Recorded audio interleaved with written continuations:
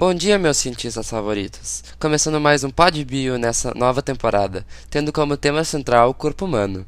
Nesse segundo episódio veremos todos os tipos de tecidos, então vamos nessa, já que a viagem vai ser longa. Capítulo 4 Tecido epitelial.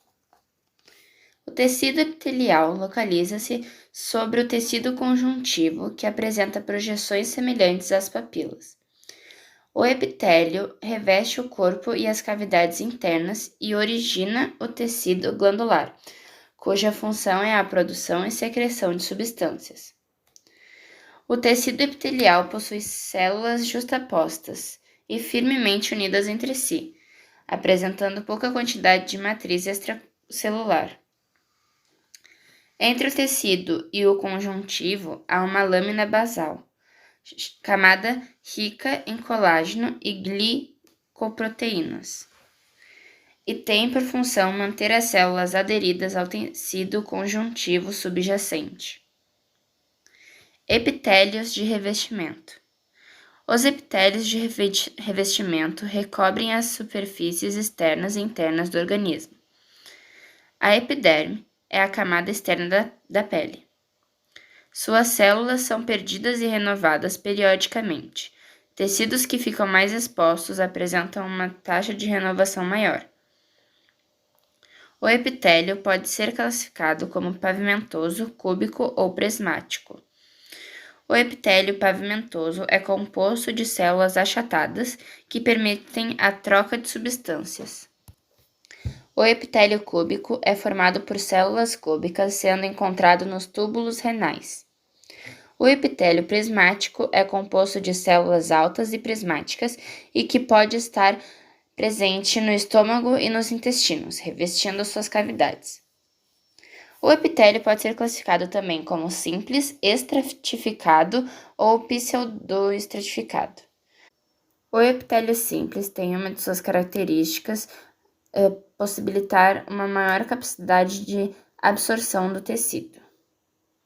O epitélio estratificado é composto de várias camadas de célula, e sua função é proteção. O epitélio pseudoestratificado é formado por uma única camada celular. Todas as células tocam a lâmina basal, mas nem todas alcançam a superfície do epitélio.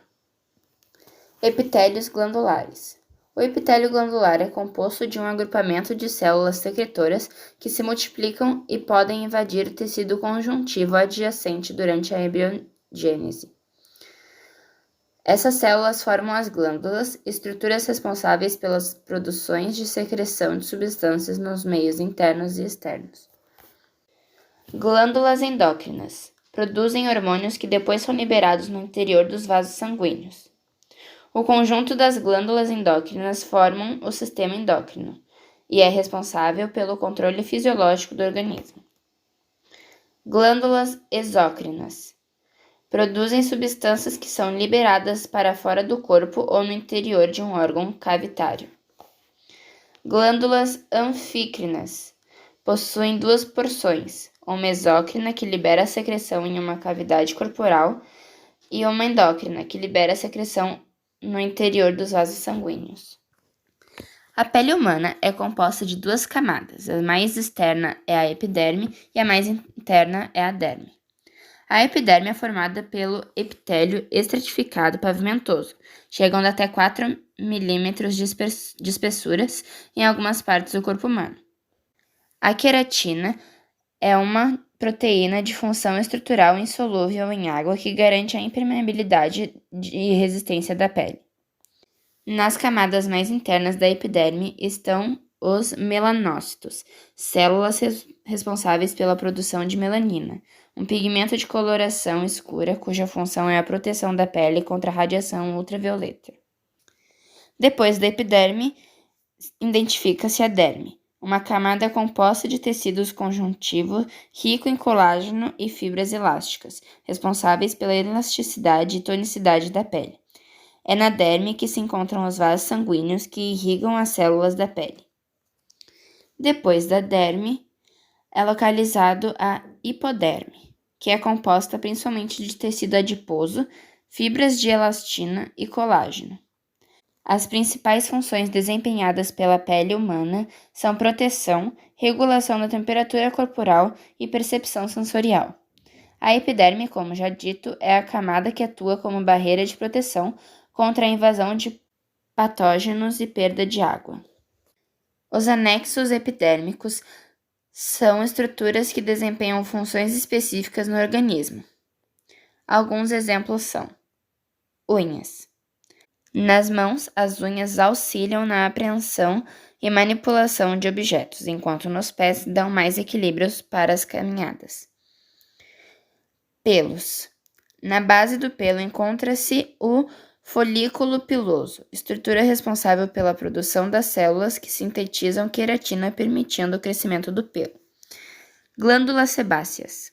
A secreção oleosa, o sebo, produzida por essas glândulas é responsável pela lubrificação do pelo e das células da pele, evitando o ressecamento. Glândulas sudoríferas. Ao ser eliminado na pele, o suor diminui a temperatura corporal, pois, durante a evaporação, a água eliminada absorve a energia do corpo, contribuindo para seu resfriamento. Agora falaremos sobre o tecido conjuntivo, que pode ser dividido nele e nas suas variações especializadas. Ele tem como um dos seus principais objetivos a elasticidade, além da sustentação, defesa do organismo, proteção de impactos, além de transporte e armazenamento de nutrientes e gorduras. O tecido conjuntivo propriamente dito pode ser dividido em duas variações, o frouxo e o denso. Respectivamente, um possui maior flexibilidade, já o outro, menos, e ele é muito denso e endurecido. O denso também possui duas vertentes, o modelado, que normalmente é encontrado em ligamentos e tendões por causa do alto grau de concentração de fibras de colágeno compactadas, assim formando um tecido rígido.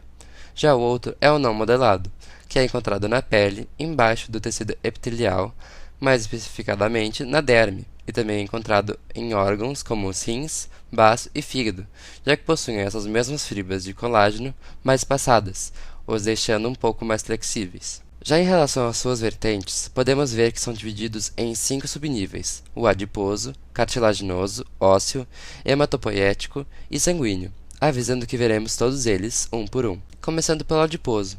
Essa variação tem como objetivo armazenar gordura, através de células chamadas de adipócitos, e pode ser dividido em dois tipos: o tecido adiposo unilocular e o multilocular, que respectivamente remetem à gordura branca e marrom, além de terem funções como isolamento térmico, armazenação de energia e absorção de impacto. Como na ordem, o próximo é o cartilaginoso, que tem como objetivo diminuir os impactos, mas principalmente diminuir o atrito entre os ossos do nosso corpo.